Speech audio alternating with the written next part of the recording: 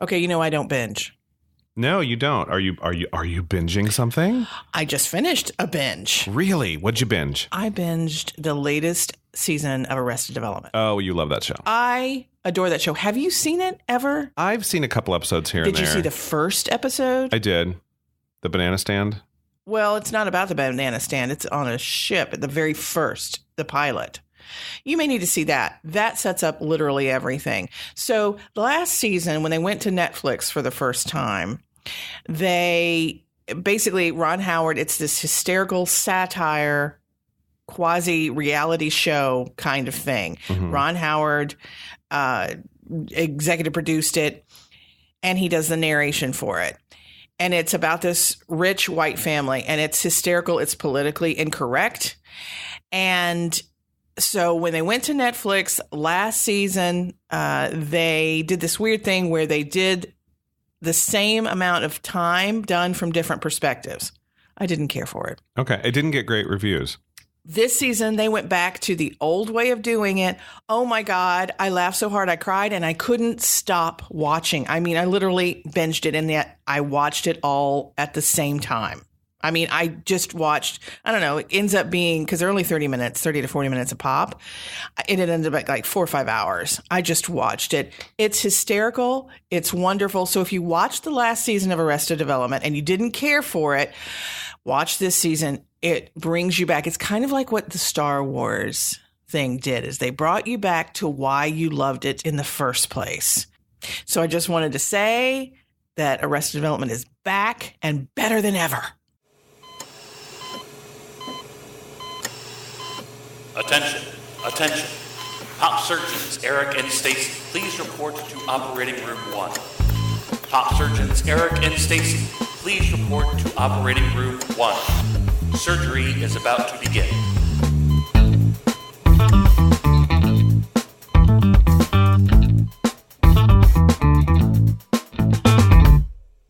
Happy 4th of July, Stacey. I'm just saluting you right here, right now, because it's actually the 5th of July. Oh, well, then you that know was what? yesterday. It's a retro. But salute. you know what? I'm still patriotic. Happy birthday, America. Yes, and I'm still celebrating. Okay. So done good, and done. Good. So we decided that for this episode, let's pull out something kind of patriotic, kind of shows, our love of country a little bit. And my mind immediately went to Mr. Smith Goes to Washington. Well, I think, first of all, I'm going to say, welcome to Pop-Oration. I'm Stacey. Oh, I'm Eric. Yeah. And you're right. No. I think this is an excellent movie. I will tell you, though, before I watched it again, I was confusing it with a different movie. Oh, what were you thinking it was? Mr. Deeds Goes to town. Yeah. Which we'll talk about. Yep. There's a reason why I confused it. But it was one of those where I'm sitting here going, oh, I don't remember that happen. Oh, because it was a different movie. But I think this is perfect. Perfect for 2018. Yeah. And America, #Merca.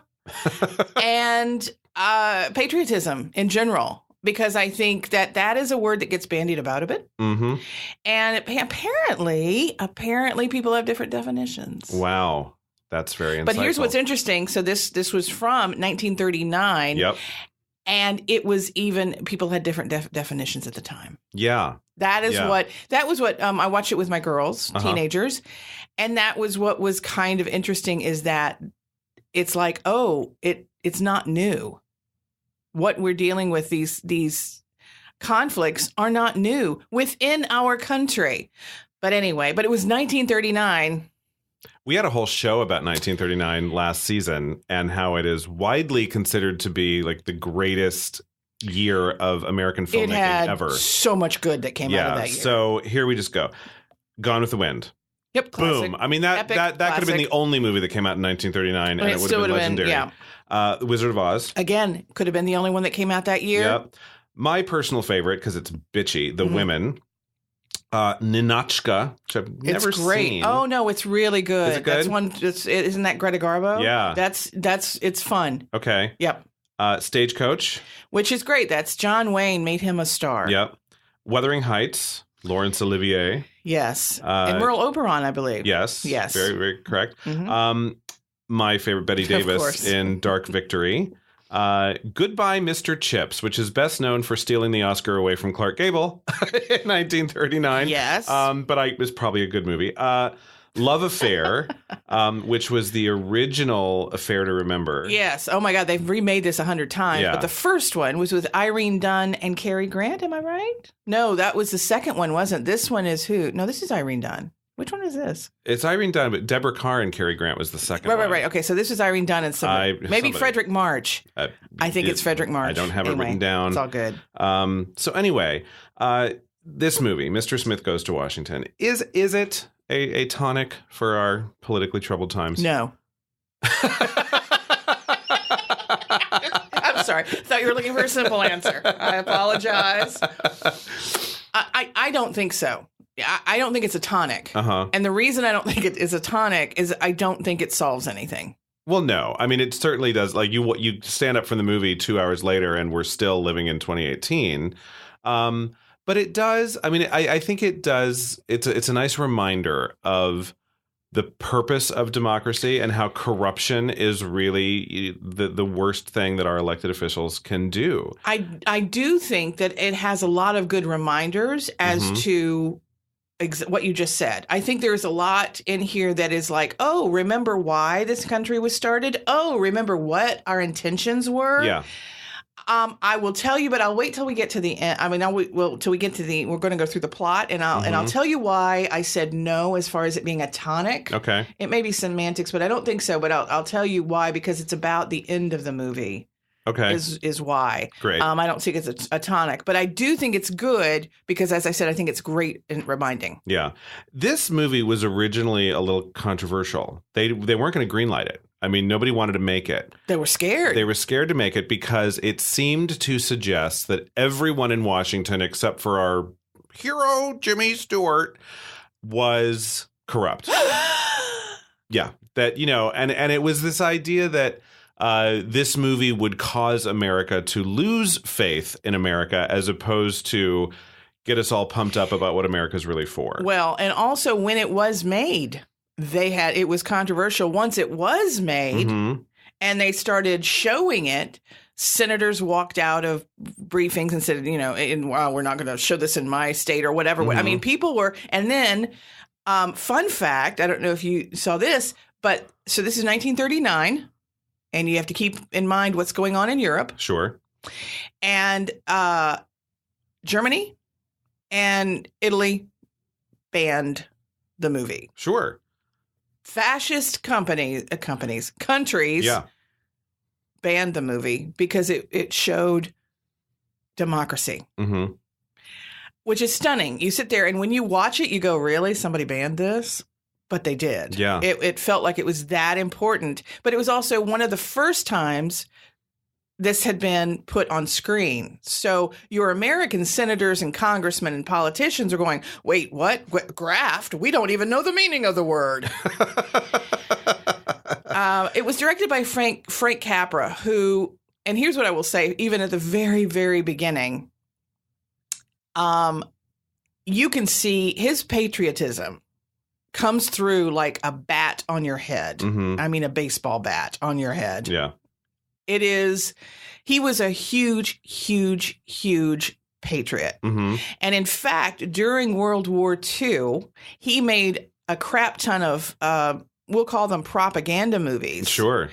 Why We Fight, which are, I want to just say, brilliantly made. I love them. They're extremely pro-America and democracy, which, duh. But, and luckily we were the good guys as opposed to the bad guys having a really good thing. But he made a lot of those, but it was not just because he was paid to. It's because he really felt that way. And you see that in this movie. Jimmy Stewart, I felt was him. He felt like Jimmy Stewart was him. And my definition of patriotism is that this country has so much promise, right? But we've never quite lived up to the promise that our founders put down on paper. And even our founders didn't. I mean, slavery was still around when they wrote the Constitution. All men are created equal. Really? First of all, I mean, they didn't include women in that sentence. But also, men were not equal at the time. All men were not equal at that moment. It was all white men. Yeah, but they didn't say that. And actually, it was even more than that. It was all white men of property. Yeah, exactly. Yeah. So there's so much potential that we have. And it's to me, patriotism is constantly striving to get better and better and better and reach that ideal, as opposed to patriotism being America is great. And if you have anything bad to say about America, shut up. That's not my version of that's lazy to me. I think that to me is not at all what patriotism is. And it's not what our forefathers were trying to do. They were leaving a country that was saying that the king is right. Yeah. And so you always go with the king. And if you don't like it, then you leave. And that's what they did. They decided to leave. The idea is that you could have all of this diversity. Again, we understand diversity definition for them was different than what it is in real life now. But they wrote it down. That was the point, and we have that piece of paper now. But religious diversity was a big deal for them. People could not worship as they chose at that time, and so that's one of the things they wrote down. But they did make it broad, and part of me wonders, I hope that was on purpose that they made it broad. I think they knew. I believe that they knew that the words they were writing down were aspirational in a big way. Well, when you put down that, life, liberty, and the pursuit of happiness in your country declaration, that's crazy. Yeah. The pursuit of happiness, yes, I think that's aspirational. Yeah. And what it's saying is, it's not saying what happiness is, because it's your version. What is your version? You have the right to go for your version of what happiness is. And I say all that just to say I think that Frank Capra was that kind of patriot. Well, what you hear at one point is Jimmy Stewart saying what his version of patriotism is, and I believe that was Frank's. And that's almost very much similar to what you just said. Yeah. And so I agree with you as far as what is patriotism. And what Jimmy Stewart says is he talks about it's for helping the people, all the people. And so anyway, what did Frank Capra direct beside Why We Fight? He did It's a Wonderful Life, which probably best known for It's a Wonderful Life. Yeah. Well, okay. It's a Wonderful Life, which also starred Jimmy Stewart. Donna Reed. And fun thing. So the woman who plays his mother in It's a Wonderful Life, she played his mother in this movie that we just saw. Oh, really? Same woman? She played his mother in 3 other movies. Okay. Isn't that interesting? Oh, that was weird. And anyway, they're not related. Yeah. In real life. Yeah, okay. Not at all. It happened one night. That's why it happened one night with Clark Gable. He actually did get the Oscar for that one. He did. And that's, It Happened One Night is a masterpiece. I'm just saying, I think he's best known for It's a Wonderful Life because that one shows up on TV every holiday season. And so a lot of people have seen that. I'll give you that. Yeah. Meet John Doe, which I believe that was Gary Cooper as well, right? I think so. Yes. And then Arsenic and Old Lace, which was Cary Grant. Yeah. And that was just a farce, a big old farce. Ton of fun. But Frank Capra knew his way around fun dialogue. He knew his way around the actors that he cast. Always charming. He knew what charming was, and he knew how to be charming and appeal to what people, were ready to see and wanted to see. And I enjoy most of Frank Capra's stuff. Certainly everything we just mentioned. Yeah, I mean, he's to me, it's old-fashioned in the very best way. It's everything that's great about old movies is there with Frank Capra. And you sit down to watch Mr. Smith Goes to Washington, and, this guy who gets so excited every time he sees the Capitol Dome, and it's a little, fresh-faced and bushy-tailed, and he's a wide-eyed innocent, and yet it's not, even my cynical self, I bought in. I was fine with it. For some reason, it did not disturb my innate cynicism and get me all mad. Well, I think so. We live up here in the Northeast, you and I do, and I think when you live, people who live around, Mount Rushmore, people who live in Hollywood, people who live, in New Orleans, you get used to these iconic things that you live around, that you pass by when you go to the grocery store, and you don't always see them. people come in, we have tourists in this area all year, but in the spring, summer, and fall, a lot of it. And these are people, some of these people are coming for the very first time. Yep. And they're seeing these things that they've only seen in movies, that they've only seen on TV. And I think that we forget that the first time you see it, it's pretty fucking amazing.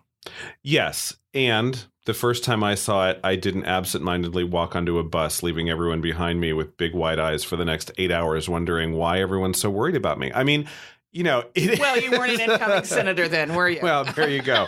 Right. I mean, but my point is, there is a lot of kind of wide-eyed, admiration for the country, patriotism, if you will, that's being displayed here. And it can, I worried that I would be too cynical to enjoy this movie. And I was pleasantly surprised that did not happen. Well, I really loved it. What helped was that Jean Arthur's character was cynical enough. Yes, she was who I clung to, honestly, in this whole thing. So let's get into the cast. Jean Arthur got top billing for this. Because she was a bigger star. She was a bigger star. She could open a movie. She was previously in Mr. Deeds Goes to Town and You Can't Take It With You, both directed by Frank Capra. And she's delightful in this. She's Saunders, the second, not Miss Saunders, not, just Saunders. Just Saunders. And kind of one of the guys, and she is the secretary for this senator from an unnamed state. We never are quite sure what state Jimmy Stewart is representing here, somewhere out west. And it was written in the book for it. It was written in Montana. And then there was another version that was Wyoming. So it was just kind of like, out there, but they never ever say it. No, it's always my state, which is hysterical. It's kind of funny. But she is and I don't believe she comes from that state. She's just a secretary. No, she's from Baltimore. She's from Baltimore. She says from Baltimore. Yeah, she grew up in Baltimore, and so she just works as a secretary in the Senate offices. And she is wonderful in this. This movie was Jimmy Stewart's big break. This is kind of what made him a star. Well, what you see in this is you see some of what you see in It's a Wonderful Life. You see some of the characters and characterizations, frankly, that he pulled into It's a Wonderful Life, which is, it's possible that Frank Capra saw this and went, okay, there's my guy for It's a Wonderful Life. I want to say one thing go back to Jean Arthur for a minute. Okay. In that, what I liked, you say, they just call her Saunders the whole time. Uh-huh. What I liked about it is that this was weird because even Senator Payne, the Claude Rains guy, when he's talking to her, they're talking to her just straight on, like she is just another guy. There is no, well, you're a woman, so you should blah, blah. They're like, we're doing this and we're doing that, and we need you to do this. And when they want a woman to come in and use her feminine wiles on him, it's not Saunders. No.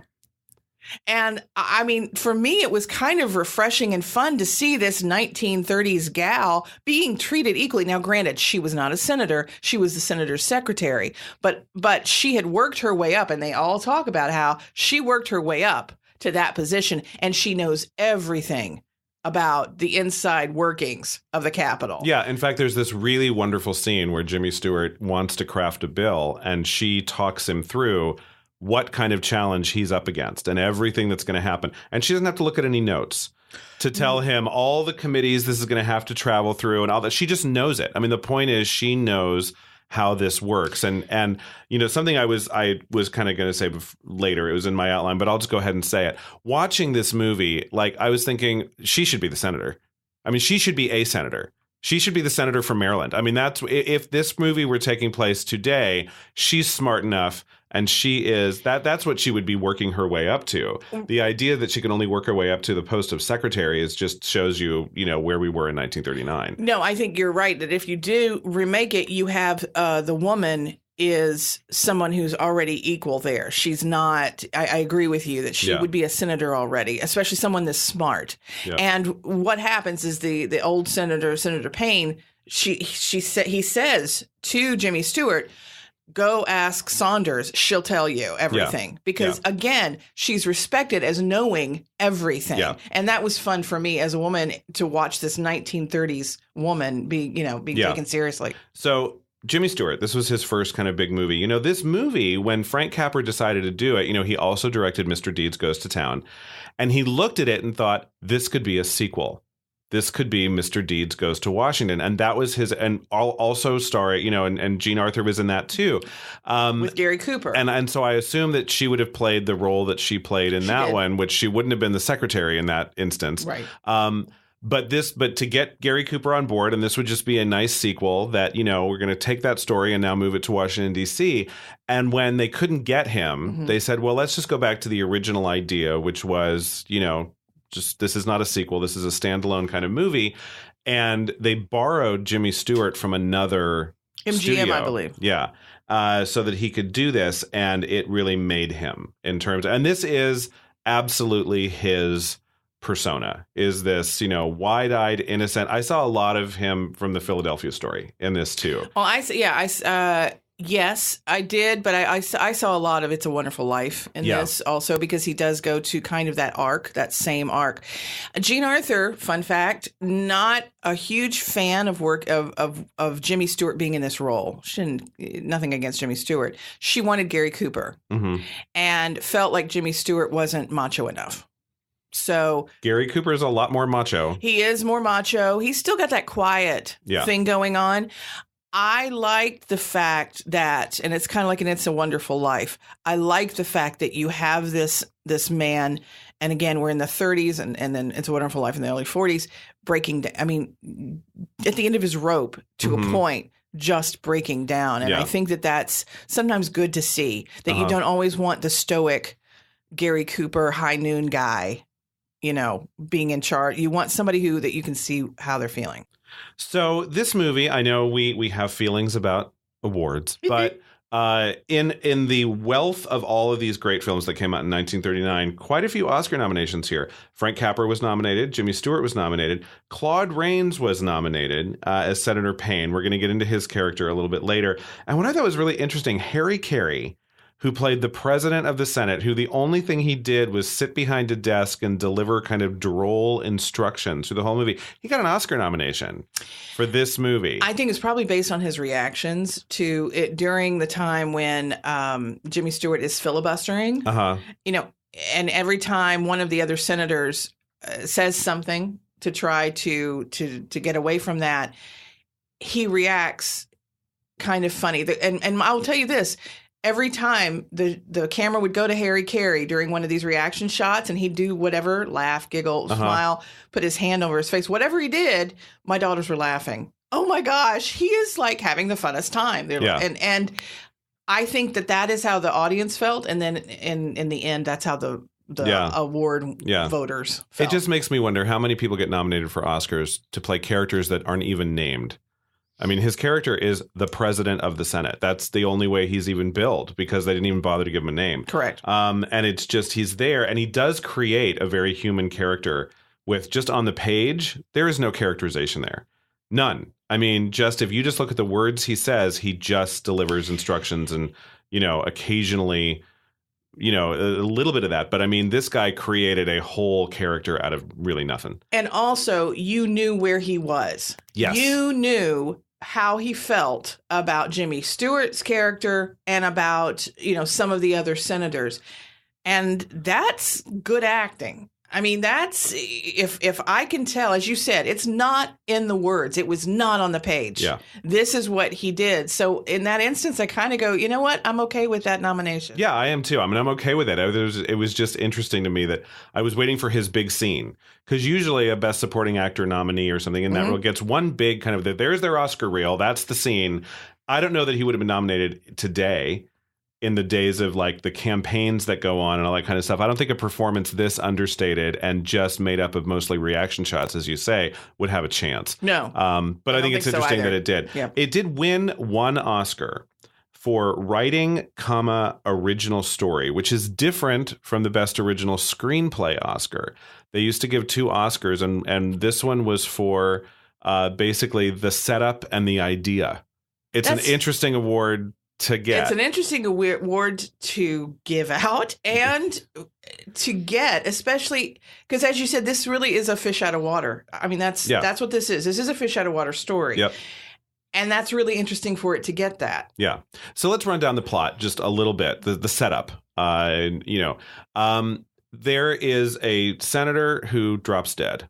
We never see him. The very beginning. That is the first thing that happens. First thing that happens, Senator drops dead, and there's a conversation between a kind of local, he's not really a mob boss, but I mean, he kind of owns all the politicians in this state. He owns the state. He owns the state. He owns the radio. He owns the newspapers. Yeah, his name is Taylor, and he is really the horrible, awful monster villain of this entire movie. There's another senator, Senator Payne, who is played by Claude Rains, Oscar nominee. And then there's the governor, who's just kind of hapless and, Clearly, the governor is a figurehead. He's a puppet of Taylor. Yep. And does whatever. In fact, at one point, Taylor calls the governor. He wakes him up and says, the old senator's dead. You're going to have to put in a new person. We're going to talk about that tomorrow. The governor's wife is next to him listening the whole time. Mm-hmm. And then and all she hears is her husband's side. And the governor's yes, going, Mr. Taylor. Yes, Mr. Taylor. Yes, Mr. Taylor. And she's like, what will you say no to? What would you ever say no to? Yeah. Nothing. Yeah. Nothing. They've all got him figured out. So he's done this forever and ever. And in fact, Taylor does at one point say, I got you this job. Mm-hmm. So that's why you're going to do what I say. Yeah. So they meet the next day. Taylor and Senator Payne decide on their guy, who's clearly another stooge, another puppet for this man who owns the state. The governor goes in front of the citizens of the state, and they all demand that another guy get put up for this job. And so he's really caught between the man who put him there and the citizens. And then he goes home for a family dinner. Which was hysterical. But here's what I would say. What Taylor and Payne want is they have a bill that they're trying to push through the Senate that would basically build a dam in part of their state. And I don't know the ins and outs, but at the end of the day, both Taylor and Payne would make a lot of money. Yep. They are pushing this bill through in order for their own profit. So boys and girls, go Google emoluments clause.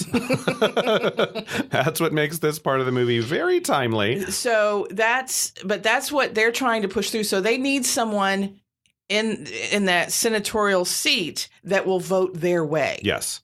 So here's the governor caught between here's who the people want, here's who the boss wants. And he goes home and all of his children, he's got a table full of boys. He's got like 10 kids. They all belong to the Boy Rangers, which is... It is a hysterical scene. This is a very fun scene. My daughters were laughing. They first went, why does he have so many children? That's ridiculous. And then it was hysterical. Yeah. But you go on with it. So all of his sons belong to this group called the Boy Rangers. The Boy Scouts actually wouldn't give their name to this movie. Exactly. So they made up this group called the Boy Rangers. And all the Boy Rangers think that he should nominate Jefferson Smith. And he says, who is Jefferson Smith? And Jefferson Smith runs the Boy Rangers. He's basically the person who's in charge of the Boy Scouts by a different name. And the governor says, that's ridiculous. You don't know what you're talking about. You're a bunch of little kids, which is true. But... It's clearly still weighing on his mind. And so when he decides to, he's got to make up his mind between these two viable candidates, flips a coin, and the coin lands on a newspaper where they're hailing Jefferson Smith as this, and he gets an idea like maybe this could actually work. And the coin is upright. It doesn't land on either. He goes heads, Taylor's man, tails, the people's man. Yep. And it lands right on its side next to this paper that talks about Jefferson Smith. So basically he appoints Jefferson Smith without telling Taylor. And when Taylor blows his gasket as he's supposed to, this governor quite ingeniously says, look, this guy is so naive. You'll be able to do whatever you want with him. And it's not going to make the people mad because the people know that your guy is a stooge. So let's make everybody happy. But the point is your dam is still going to get built. Like there's no way in the world that this guy is going to know how to maneuver in the Senate long enough to stop this thing that you want to happen from happening. So that's kind of the setup. And Jefferson Smith is, of course, Jimmy Stewart, Mr. Smith, going to Washington. So he goes to Washington, and basically the first part of the plot is just him being a fish out of water. Clearly he's being used by everyone around him, including Saunders and she's brought into this whole thing. She's basically told, this is what you're doing. And no, you're not going to quit your job. She keeps on saying she wants to quit her job because she doesn't want to work for some, nobody. Well, I think at the very beginning, before she's met Mr. Smith, she is talking about quitting her job. She has her best friend is a newspaper journalist, and she's thinking about it. And I think she's very cynical. And I think her point is, she's sick of the dirt and the corruption and the grossness of working in Washington and the politics. And so, but that's before she even meets Mr. Smith. So and then what happens is they say, basically she and Senator Payne, she's like, I'm out, I'm done. And he's like, no, as you said, he says, you're going to keep your job and then you're going to, reap a lot of reward at the end of it. You will be rewarded. You will be rewarded. Doing your part. Correct. And so she says, for food and clothes, I'm going to go ahead and do it. So she's cynical. There is no ill intention in her because she thinks this is just another guy. She thinks it's going to be just another stooge. Although so she who does cares? get really drunk one night and have a lot of fun sicking a bunch of newspaper men on Jimmy Stewart, knowing that he's not savvy enough to deal with the press and that they will make a fool out of him. Well, but again, at the same time, she doesn't know him yet. She just thinks he's this stooge that they have in there. So she's like, I'm going to put a little monkey wrench in their plan and see what they do with this. So you're exactly right. She has newspapermen. She tells them where he lives and whatever. And I sat there and I thought of social media. Because they're taking pictures and then they're putting them on newspaper. I mean, that was kind of the joke of this, is that you sit there and you go, really? All these newspapers got out the next day? I mean, around the country, as far as news seemed to be immediate. Yes. And it's not really. Especially in 1939. towards the end of the movie, news seemed to travel very fast in a way that seemed more like today than 1939. I wasn't there in 1939, but it seemed like it was moving off. Well, that's the whole thing. Is it was very immediate as far as news getting out. Yeah. And he finds out the next day that he is on every newspaper looking like an idiot. Yep. And they have quoted him. They've misquoted him. They have literally lied about what he said, and certainly his intentions. And so, first of all, he goes around, which my girls thought was funny, punching every reporter. That was a little ridiculous. And it was like, how do you know where they are? But you know what? Go for it, Frank Capra. And then he finally comes to the conclusion. He comes to the press club and they tell him, here's the deal. You're a stooge. It doesn't matter what goes on there. You're being used. And he is stunned. He didn't realize. They said, you're a nothing. You're not even. He said, why are you a senator? They questioned why he's a senator. He says, I don't really know. Yeah. And I think that was when a light bulb kind of went off and he was like, okay, if I am a senator, then I'm going to be the best senator I can be. Yeah. So he goes to, and here's a little thing that we forgot to say. Senator Payne was a close friend of Jefferson Smith's dad. Yeah. So, when the governor appoints him, he does this little speech and praises Senator Payne and says, he was a great friend of my father. I look up to Senator Payne so much. He's the kind of senator I want to be. Yep. So then they come back to D.C. and the newspaper people are like, dude, they just put you in here. Yeah. Because now he doesn't know why. He doesn't know why they have put him in here. He goes to Senator Payne and he says, I want to be a good senator. And I'm just not sure, what is it I need to do? And of course, Payne is like, you know what? Don't read all the bills because, I read half of them and I don't understand them. And I used to be a lawyer. And that was one of the funniest things is I'm like, a senator of the United States is suggesting to another senator of the United States, don't even bother reading the bills. Mm-hmm. You won't understand it. And who cares? Now, I know his reason is because he doesn't want Smith to read the bill. About the dam. In the middle of nowhere.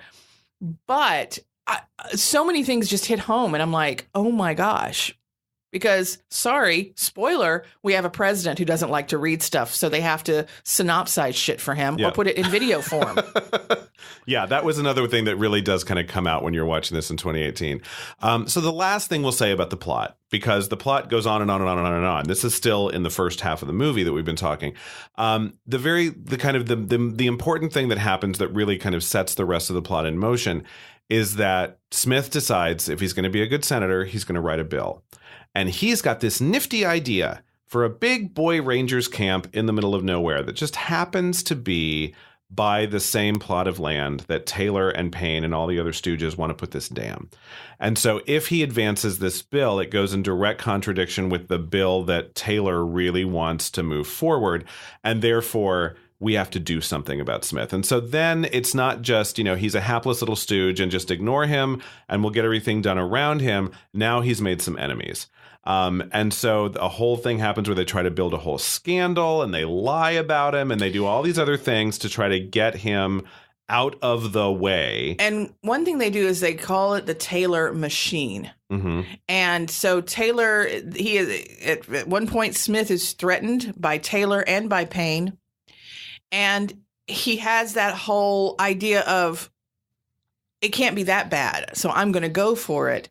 It is that bad because this is a huge machine that's been around forever, and Taylor has a lot of money behind him. Yep. And you see this, and again, you're transported back to 2018 going, holy crap. If this was going on in 1938, what the hell? Yeah, because not only does Taylor own the state, he owns all the media in the state. And so the people of the state, even though they're mad, even though they know that Taylor's crooked, and even though they don't want any of his stooges in office, they know that much, but they really only get access to the information that Taylor wants them to see. Again, they are, yes. Look at our media landscape today and how many media outlets are basically propaganda arms for our government. And when you hear Taylor and his cohorts talking to the owners of the newspaper or the managers of the newspaper saying, okay, I want you to write an editorial that slants this way. I want you to write the headline that says this. It is exactly what goes on every damn day. Yeah. So we're going to talk a little bit more about all these things that kind of strike us in 2018 as we watch this great old movie from 1939. We're going to take a short break. And when we come back, more about Mr. Smith Goes to Washington.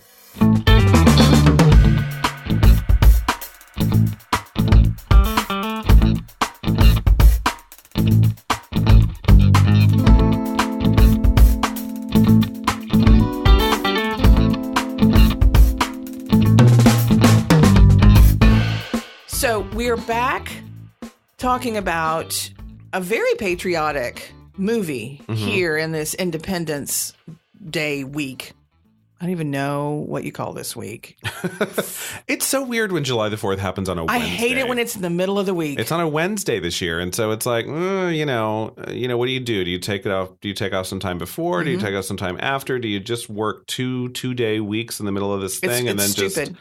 Yeah. I hate it so much. Yeah. So anyway, that's what we're doing. We're watching Mr. Smith Goes to Washington with Jimmy Stewart. So I got a question for you. Mm-hmm. Innocent or incompetent, Mr. Smith? Mr. Smith, I believe, was innocent. Okay. Because when he was putting his bill together, he got his shit together and he got his bill together. Had he not been up against the evil Taylor machine that owned all of the newspapers, yep. He very well could have succeeded if he'd had his own Twitter account and was able to put out to say this is what the truth is. Because what he was combating were the lies that were going out in the press. And he had no money behind him. He had no way to fight it. And I think that I think he's right. His idea was when the people hear what I want to say, they'll be behind me. And I think he was right. They would have been behind him. Unfortunately, they didn't hear what he had to say. Yeah. So no, I don't think he was incompetent. I think it ends with him being innocent. I have to say, when I was watching the movie, I thought my answer would have been both. Well, he's both. He's not ready to be a senator. No, he has no business being a senator. Don't get me wrong. That was a different question. Yeah. Okay. He should not have been a senator because he had no experience. He didn't know. I mean, he literally knew nothing about anything with regard to politics. So no, he should not have been a senator. But I don't think he was incompetent. He was ignorant when he first got in there. Yeah. Yeah. And yes. So what I really kind of was struggling with in 2018 was watching this, what could be looked at as a celebration of, what we need in Washington is some people who aren't politicians. Let's just send some real folks to Washington. And I'm like, okay, part of the first half of this movie actually makes a pretty strong argument for, no, you don't want real, you want obviously you want real people there, but you want them to have some degree of knowledge and expertise about how to craft laws and how to get shit done. Well, what I came away with regard to that is, in watching this, is Jimmy Stewart, for, I'm going to say, a lot of those who voted for Trump, I think that's who they were hoping they were voting for. Yeah, non-politician. They were voting for, okay, the well-intentioned one. The racist ones were voting for the Nazi. But the other people, the ones who were sitting here now going, holy crap, what have we wrought? They're the ones who were well-intentioned, who said, we need somebody who will speak like we speak, will go against the political machine. And I think they thought they were voting for Jimmy Stewart. Yeah. I remember there was about a year ago. Was it a year ago? Less than a year ago. There was some noise that, maybe we should draft Oprah to run for president in 2020. It was less than a year ago. And I kind of, I remember everyone, saying that the most of the folks who heard that news said, no, Oprah should not be president. And I said, I agree. Oprah should probably not be president. I trust that Oprah doesn't want to be president and probably won't run. But let's be very clear. If Oprah ran for president, to my mind, she'd be a better president than Donald Trump, because she knows what she doesn't know, and she would surround herself with people, and she would be willing to learn new things. Oprah, if nothing else, has shown that she has a vast ability to learn new stuff. And that's where I kind of came down with Jefferson Smith, is that while he was, and I will say, incompetent for the role of senator when this started, he did have an aptitude and a willingness to learn stuff, and he wanted to be really good. And that, to me, his intentions made up for the fact that he didn't know a lot. And that was important. But it was, I'll stand by the idea that watching the first half of this movie, I was like, see, this is why you send legislators to Washington. This is why you send people who actually know how to write laws and know how to read them and know how to understand what they're reading, so that when they vote, they know what the hell they're doing. Exactly. I think that you totally need somebody who knows something about something in DC. I mean, I just you can't pull, a boys club organizer from Montana and put him against the Taylor machine, if you will, but any kind of political machine. And I think that, you look around at the journalists that were in this movie and at Saunders, they were all totally cynical. They were all, they got it. And even one of them would have been better off than putting Mr. Smith. Yeah. Because they at least understood that there is a game. And that's part of the thing, is if you come here and to DC and don't know that it's a game, you're a fool. Yeah. And again, I think that the people who were well-intentioned about voting for Trump, and there were a couple of them, I'm sure, they thought they were voting for Mr. Smith. And unfortunately, and we're voting for Mr. Taylor.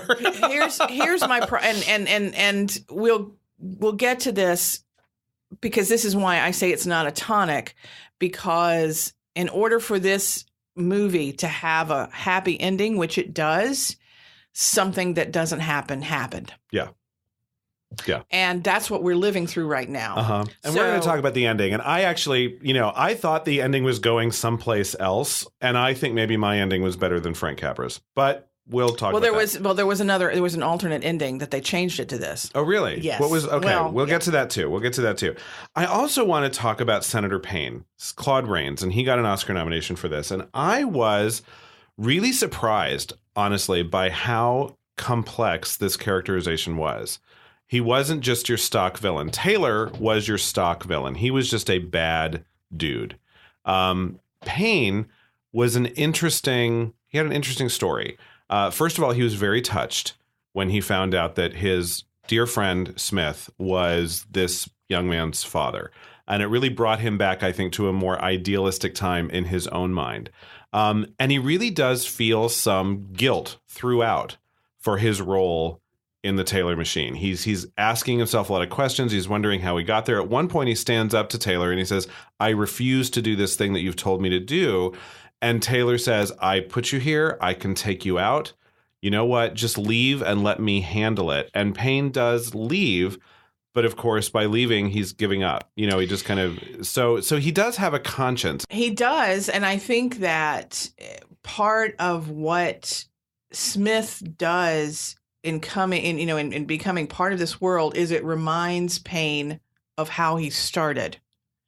And I think we see Payne wrestling with his conscience the whole time. Yeah. And I think that's fascinating. And I love Claude Rains. And it's funny, when he first came on, my daughter said, Sophia said, so is he the bad guy? I feel like he might end up being the bad guy. And I said, well, here's what I want to say to you. Because I told you, I thought I was watching a different movie when I started, so I didn't remember. And I said, honestly, I'll be honest with you, when you see Claude Rains, he usually is the bad guy. That's true. Now, every once in a while, he is a good guy. But in this one, what was fun about him is he was not that. As you said, 100%. Taylor was bad to the bone. Yeah. But Payne was not, and you saw him wrestling the whole time. Fun fact, he was kind of modeled after Harry S. Truman, who was a senator at the time. Yeah. A lot of times when we talk about villains, we say, the important thing to know about playing a villain is that they don't see themselves as a villain. And what was interesting about Payne is he kind of did see himself as a villain. He knew he was doing bad things. And sometimes he did them shamelessly. I mean, when he comes to the floor of the Senate to tell an awful lie about Jefferson Smith, he does it, and he does it stone-faced. He won't give Smith any eye contact because he's too ashamed, but he stands there resolute so that every other senator on that floor can say, wow, that's a pretty heavy charge, and it must be accurate because he's standing there so full of conviction about what he just said. Well, he had been in the Senate for 20 years, so it's like when Ted Kennedy had been there forever. It's, what are you going to go against him? No, you're not. If Payne says that that's the truth, then I believe that that's the truth. But again, even then, though, and this is why, we talk about the nominations, I see why he got nominated. Oh, yeah. Yeah. Now, one thing about his character, and you made reference to this earlier, the reason that we get a happy ending out of this is that, something happens that just does not happen. And basically, it's Payne who creates the ending. It's not anything that Smith did so much as it's a choice that Payne makes that makes everything possible. So Smith has been doing a filibuster to stop the vote on the bill that would put the dam in the Montana. Yeah, which, by the way, you can't do anymore. Right. The rules of the Senate have changed so that somebody who just takes the floor and decides to keep talking and not give it up doesn't get to keep it the way that Mr. Smith did. So that's But at the time, that was the rule of law. And so he was able to do this unless he ceded the floor. To anything but a question. Correct. So he is filibustered over 24 hours. And his voice is gone. And he's exhausted. And what happens is, so Taylor has been putting out all of this bad press. And again, this is where the immediacy thing happens. So he's only been filibustering for 24 hours. But Taylor puts out so much bad press that all of these telegrams come in. Millions of telegrams come in against Smith, telling him to stop the filibuster. Yep. And so Smith sees this because he thought there would be millions of telegrams saying, we love you, Smith. Keep doing what you're doing. Because he figured the press would tell the truth about what was going on. The only paper that told the truth about what was going on was, in a genius move, Saunders remembered that the Boy Rangers have their own paper. And so he calls the office of the Boy Ranger paper, led by Smith's mother. A really kind of lovely scene between these two women. By the way, this film passes the Bechdel test. Because at one point, Saunders talks to the mother about putting a story out. That's right. It had nothing to do with... It has nothing to do... I mean, it kind of had something to do with Smith, but it was really more about, here's the story, jot it down. Yes. I think it passes. I'm going to say this one passes. We'll give it to it because it was fun to watch Saunders take over. Yeah. And deal with the mom who'd sent her a jar of preserves, and that you'll have to watch the movie to kind of get that whole thing. But... all these telegrams come in. Basically, it breaks Smith. He's just broken by the fact that he's been doing this for 24 hours and still the lies are against him. And he faints on the floor. Right. And now, before we get to there, I do want to say interesting scenes to really show the cruelty of Taylor, of the Taylor machine, and what happens. So, as I said, he's putting out newspapers in the state. Meanwhile, this Smith's mom has all of the paper boys and the Boy Rangers printing the paper that has the truth and then delivering them, taking them out. So you see these hundreds of boys on bicycles with their wagons. They're going to go out door to door to give these free newspapers that tell the truth. Taylor's people are beating them up.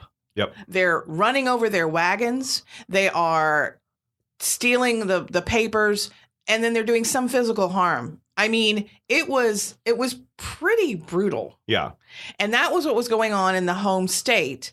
And again, nobody knew it wasn't getting out of there because there was no reporter who could report it. Yeah. So brilliant idea from Saunders to say, let's put the truth in your little Boy Ranger newspaper. Unfortunately, the Taylor machine had thought of that too and was already putting up stock. So all these telegrams, as you say, come in. Smith is a pile on the floor. He literally faints. He totally goes completely faints. Unconscious. And that really, it was like, okay, well, this movie can't really go much further. The bad guys won. And then, spoiler alert, if you don't want to know the ending of the movie, just turn us off right now. Go watch the movie or just, fast forward 5 minutes till we get over this bit. 1939. I don't have a problem with spoiling 1939. I know, but not everyone has seen this movie, and that's why we're doing the show. Payne, just out of nowhere, has a crisis of conscience and storms back into the Senate chamber and says, expel me instead. Now, I'm not going to say that it's out of nowhere because we have seen him gradually get more and more uncomfortable with what's going on.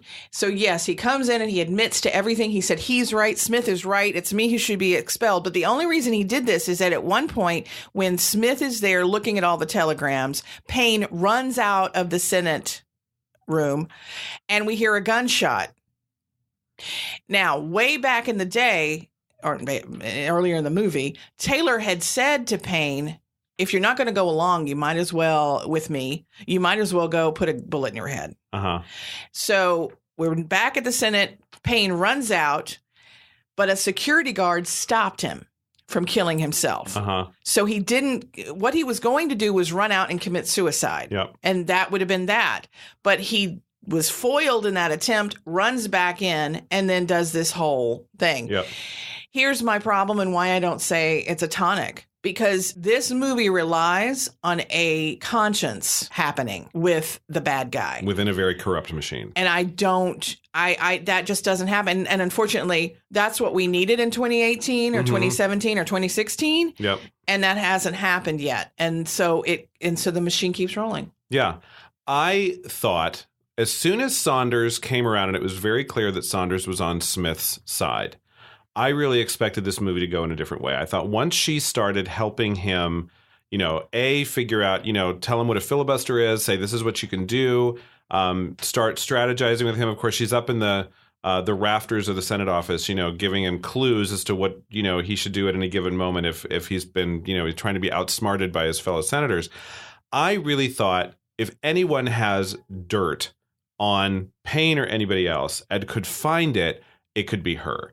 And so I was really expecting that the two of them together with all of her knowledge about this machine, and she'd been working within this system for a long time, I thought she was going to dig up some dirt on them that she could funnel to Smith somehow, and Smith would just prove it. And I thought that would have been a little bit more realistic, but also a little bit more satisfying, quite honestly. I also was thinking that they would find proof. I thought that Jimmy Stewart would filibuster long enough for her to get this proof and then to get it to her journalist friends to get that out. And therein, we would prove that these guys were bad. Mm-hmm. And I agree. I think that would have been, then I would have said to you, that's a tonic. Yeah. Because if we get enough proof and the Fourth Estate is involved, we're good to go. Unfortunately, this movie really relied on Senator Payne not killing himself and coming back and admitting. I tend to believe that the truth will out. Even if we're surrounded by lies and people are lying all the time and, people are being gaslit and doesn't even know it's true, eventually we do figure out what's true. It's just easier for that to survive, and it's easy for lies to be eventually disproven. So I would have liked the movie to suggest that eventually the truth catches up with you. And I could even say that would be optimistic and not too, doe-eyed for my cynical nature. I would have been fine with that. I was a little cynical about this ending. I was a little bit like, oh, come on. You just won. You just won. And now you're going to come in and say, I could have seen it maybe at another point. I don't know. The way that it was done, the one thing about this movie that I was kind of like, even though there's so much about it that it really does recommend it. And I do think people should see it. Oh, they should totally see it. I do think people should see it, but just be prepared. The ending is a little really? Yeah. Well, now the original ending had he was revived and went home. And there was a big parade for him. And you see, he and Saunders are together. Obviously, they get married, whatever. And they're going through this ticker tape parade and whatnot. Preview audience didn't like it. So they stopped it where they stopped it. So it does kind of feel like, the girls, suddenly it said the end. And my daughters are like, wait, that's it? Yeah. We're not prepared for that kind of ending at this point. But also for me, it felt forced. I didn't believe that. Yeah. And I just think if you're relying on the conscience of a politician, we're screwed. I do think it was interesting that the final shot of the entire movie was Harry Carey's face, kind of looking at the camera like, well, that happened. Which is kind of, again, exactly where we were, right? Yeah. In this whole thing. So again, a couple of things about this movie kind of in 2018 that make me go, is a politician with no political experience a good thing? No. I would say no. And I would say, I understand why people might yearn for that, because people who've been in politics for a long time, we kind of assume that they are corrupt, that they have played the game a little bit too much. And so I understand why people want the opposite of that. But I think this movie actually makes the point that we need to find both. We need to find good people who can do the job competently and know their way around making laws. The whole conversation about what do we make of Saunders, I feel bad for her that it's 1939. I'm like, she should have been on that floor doing the filibuster because she knew all the tricks. She could have done it way better than him. She was a much better candidate for senator, even though she didn't come from his home state.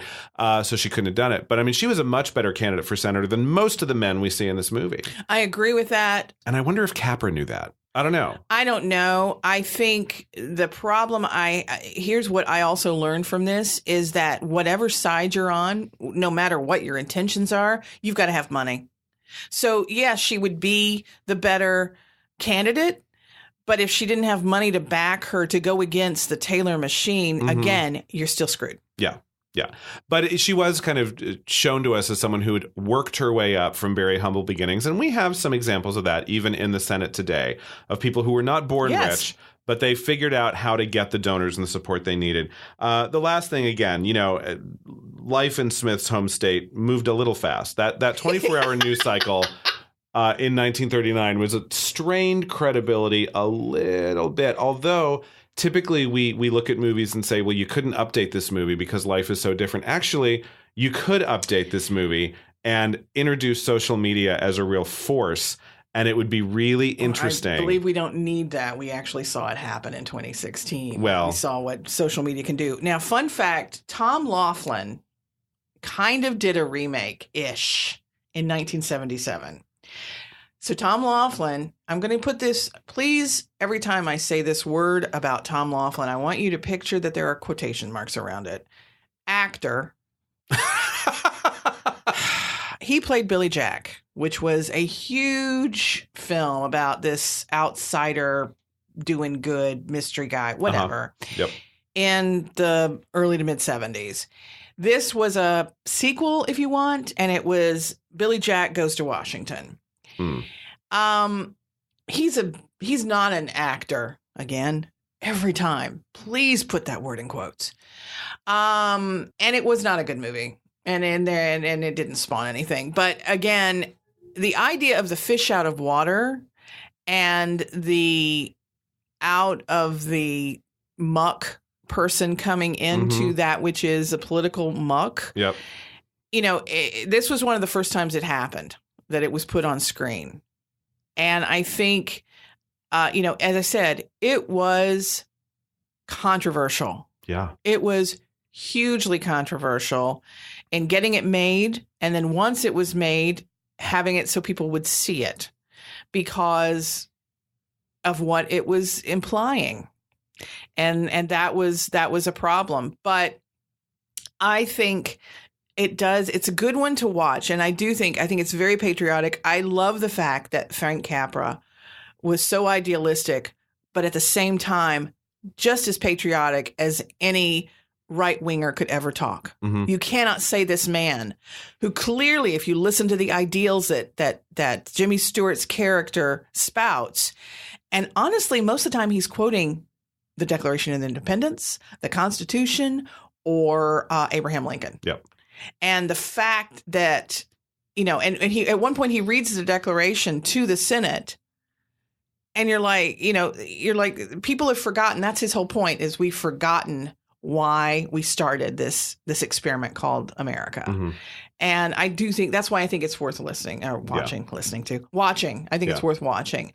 But there are some issues, obviously, with there are a few flaws, but if you can't poke holes in something, it means you weren't really paying attention. So I, really do recommend this movie. The last thing I want to say, again, out of nowhere, but I was really struck halfway through the movie. Not even halfway. He first gets to Washington. Like I said, he sees the Capitol Dome and he's so entranced that he just gets in a bus and starts taking a sightseeing tour that takes him through Arlington, which is kind of one of those things like, you're trusting that most people who watch this movie don't live in D.C. But anyway, he gets to the Lincoln Memorial, and I don't want to say for no reason, because Frank Capra clearly had his reasons for including this shot in the movie. But he's there, he's looking up at Abraham Lincoln, he's reading the Gettysburg Address carved into the wall, and behind him is an older African-American man. Oh, yes. Who in 1939 might have actually seen the Civil War. He's an older African-American man. And so, do the math. Living in 1939, he might have, he's very touched by this national tragedy. And he looks up with such reverence. And I thought, race is not really a figural plot device in this movie. Everyone is white except for a couple of baggage handlers and this one man that you see at the Lincoln Memorial.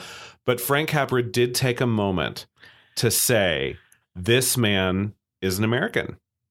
And he is included in my vision of what Jefferson Smith is fighting for in this movie. And I was really touched by that. I just didn't see a lot of that happening in quote unquote old movies. And when I saw it, I was really, and again, watching it with 2018 eyes, that really hit home. I agree with you. And I thought that was a wonderful inclusion. Fun fact about that man, and the idea is that he was there when the Civil War, he was actually born like 6 years after. That was just a little bit of trivia, that actor was born 6 years after the Civil War was fought. Yep. But yes, I thought that was crazy in 1939 to include even an idea. And it's a silent moment. There are no lines associated with it. It means the censors couldn't go after him. What are you going to say? You're not allowed to shoot this man's face? Yep. As he's looking at Lincoln. A statue. But he's clearly so moved by being there, and Smith sees him being moved by being there, and he's even inspired even more to be a good American and a good senator and to make his state proud. As I said, I think that Capra had this idealistic vision. At the same time, he was inclusive, but he was also a patriot, which I think is the whole idea that we can all do that. Yeah. So final diagnosis. Yeah, this movie is not necessarily incredibly realistic in every single frame, but if you believe in the promise of America, as I do, really strongly recommend that you do see this. I think it'll make you feel good about the ideas that made this country possible. It certainly did for me, and I was surprised at how much I really just, was not all that cynical about it. I really just fell into it and enjoyed it. And I love a sharp-tongued, smart woman. And Saunders just stole my little heart. So, Jean Arthur, good on you. Yep. You deserve that top billing. Loved you. Go see this movie. I agree. That's basically, you said everything. I think that it is what we aspire to be. That's who Mr. Smith is. And, we just need to work harder, I think. But I think it's, I tear up at the national anthem all the time. At the same Unless time. Roseanne Barr is singing it, in which case you tear up for the wrong reasons. I tear up for a totally different reason. I also bile comes to mind. But, as I said, whether I'm standing or whether I'm kneeling, I am crying at the national anthem because it really is supposed to be for all of us. And happy 4th of July week. I'm just so happy that I am American. We are having these issues right now where all this turbulence and stuff. And that's another thing that I think was nice to see. As I said, the idealism, we need to sometimes have a bit more of that. Yeah. So see this movie, and if it moves you, hey, register to vote. Be a voter. Even if it doesn't move you, register to vote. Yeah. Be a voter in 2018. If you don't vote, you can't complain. There you go. You've been listening to Popperation with Eric and Stacey, the podcast that dissects popular culture one bloody organ at a time. Subscribe today on iTunes, Google Play, Stitcher, YouTube, and any other podcast listening site or app.